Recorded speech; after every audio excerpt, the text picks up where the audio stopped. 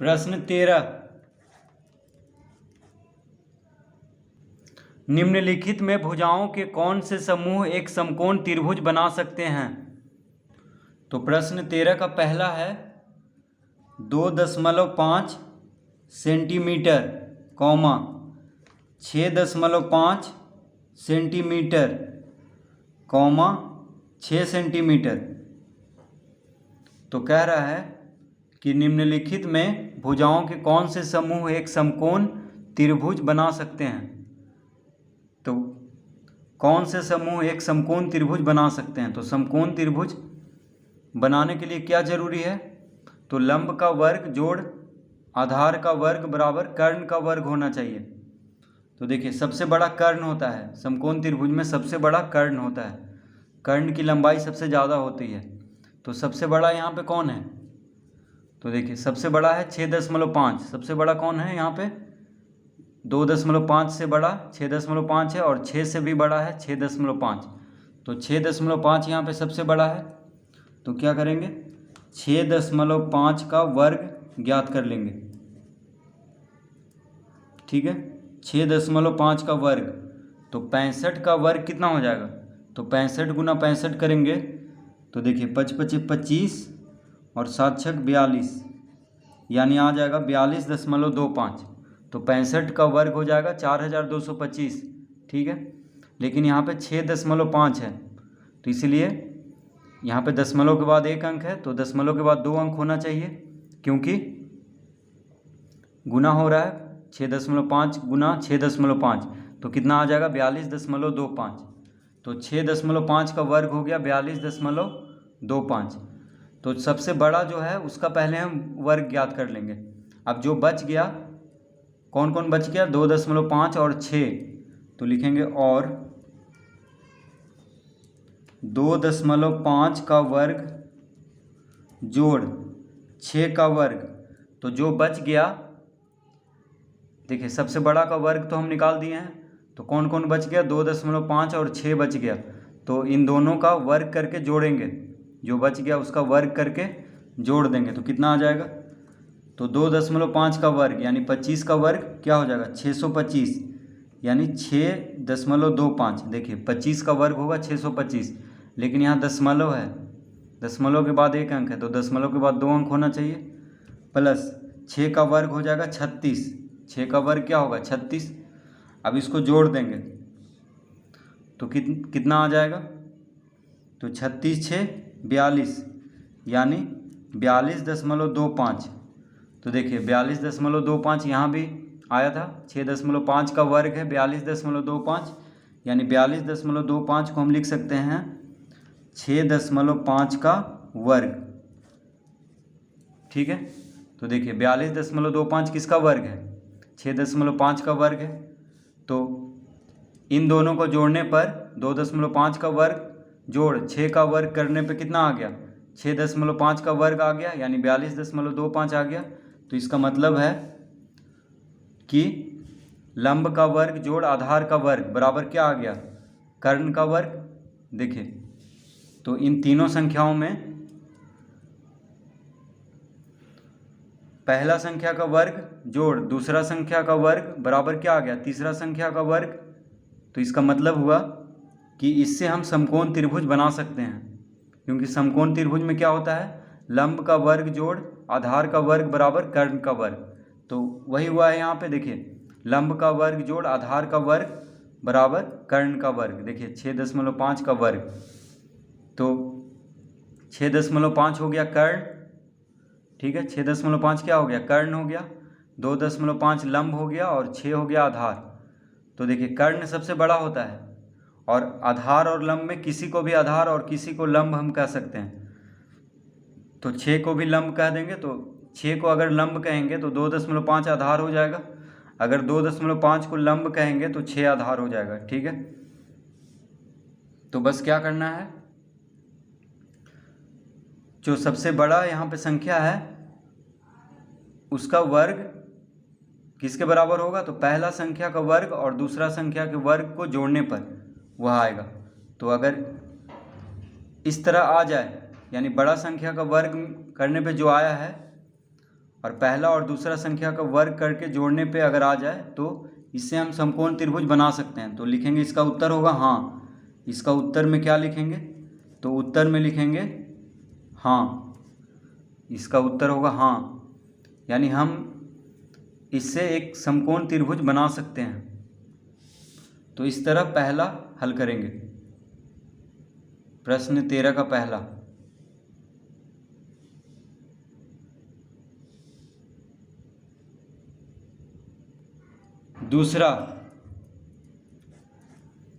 दूसरा दिया हुआ है 2 सेंटीमीटर, 2 सेंटीमीटर, 5 सेंटीमीटर।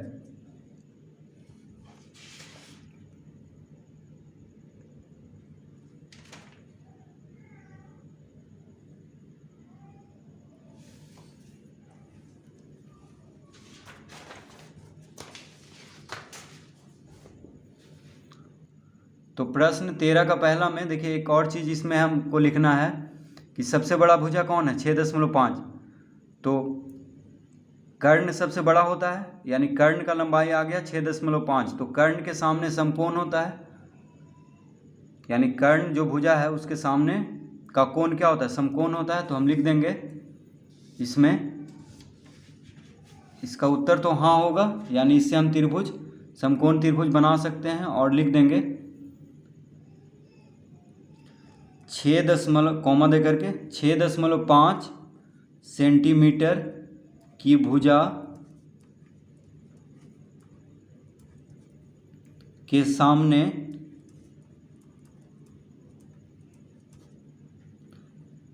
का कोण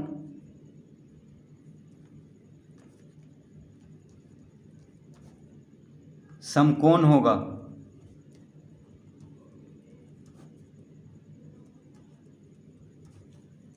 6.5 सेंटीमीटर की भुजा के सामने का कोण क्या होगा? समकोण होगा। ठीक है, क्योंकि सबसे बड़ा भुजा कौन है? 6.5। तो ये कर्ण हो गया, और कर्ण के सामने का कोण क्या होता है? समकोण होता है। तो इस तरह हम इसका उत्तर देंगे।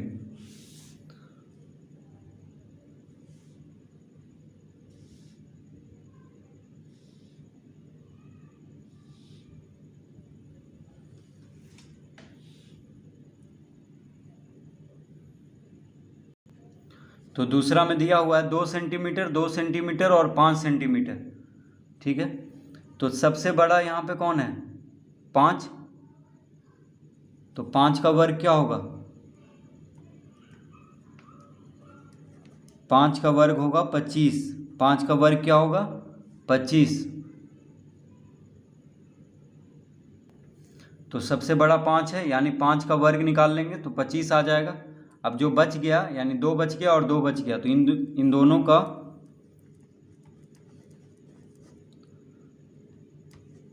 2 का वर्ग जोड़ 2 का वर्ग, यानी जो बच गया उसका वर्ग करके जोड़ देंगे तो कितना आ जाएगा? तो 2 का वर्ग हो गया 4, 2 का वर्ग हो गया 4, यानी कितना आ गया? 8 आ गया।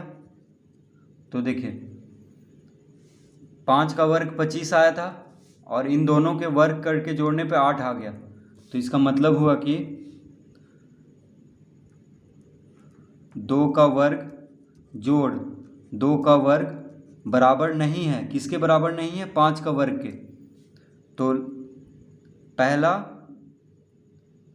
संख्या का वर्ग जोड़ दूसरा संख्या का वर्ग तीसरे संख्या के वर्ग के बराबर नहीं है। तो ये इससे हम समकोण त्रिभुज नहीं बना सकते हैं, क्योंकि समकोण त्रिभुज बनने के लिए क्या करना होगा? पहला संख्या का वर्ग जोड़ दूसरा संख्या का वर्ग बराबर तीसरा संख्या का वर्ग आना चाहिए, यानी लंब का वर्ग जोड़ आधार का वर्ग बराबर क्या आना चाहिए? कर्ण का वर्ग। लेकिन यहाँ तो बराबर नहीं आया है, क्योंकि 5 का वर्ग 25 होता है और 2 का वर्ग जोड़ 2 का वर्ग हो जाएगा 8।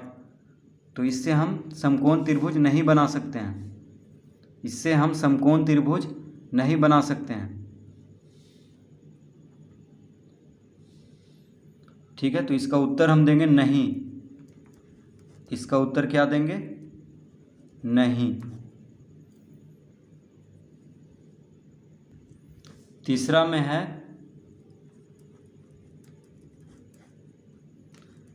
1.5 centimetre comma 2 centimetre comma 2.5 centimetre. तो यहाँ पे सबसे बड़ा कौन है? तो 1.5 फिर 2 फिर 2.5, तो सबसे बड़ा 2.5 है। तो 2.5 का वर्ग निकाल लेंगे सबसे पहले। तो 2.5 का वर्ग कितना हो जाएगा? तो 25 का वर्ग होता है 625। क्या होता है? 25 गुना 25 होता है 625, लेकिन बीच में दशमलव है इसलिए यहाँ पे दशमलव देंगे, क्योंकि दशमलव के बाद एक अंक है और इसका वर्ग, तो दशमलव के बाद 2 अंक हो जाएगा गुना करने पे।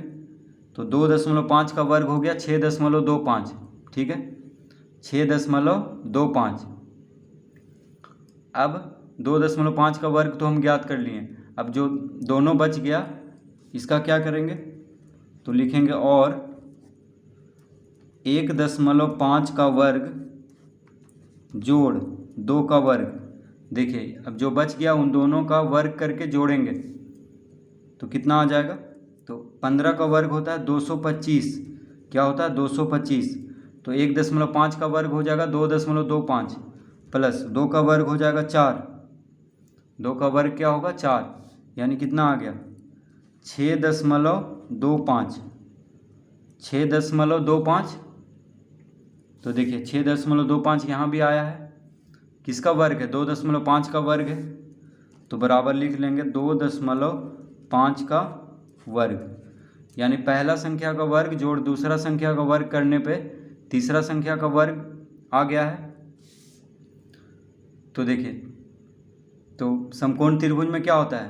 पहला भुजा का वर्ग और दूसरा भुजा का वर्ग को जोड़ने पे तीसरा भुजा का वर्ग आ जाता है, यानी कर्ण का वर्ग बराबर होता है लंब का वर्ग जोड़ आधार का वर्ग के।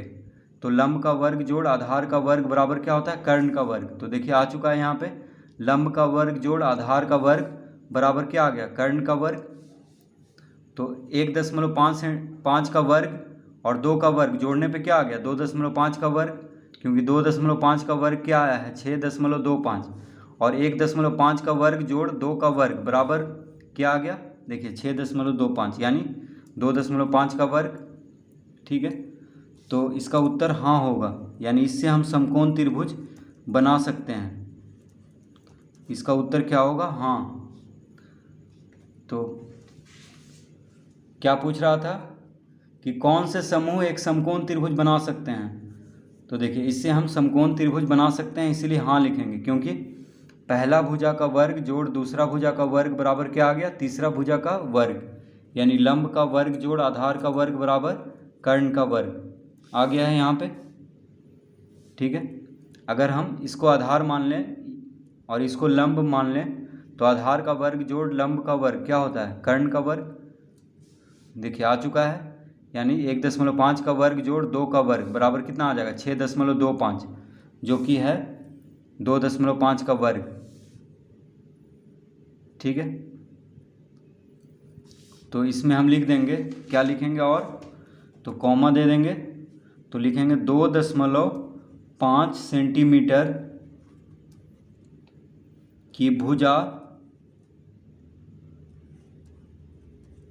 2.5 सेंटीमीटर की भुजा के सामने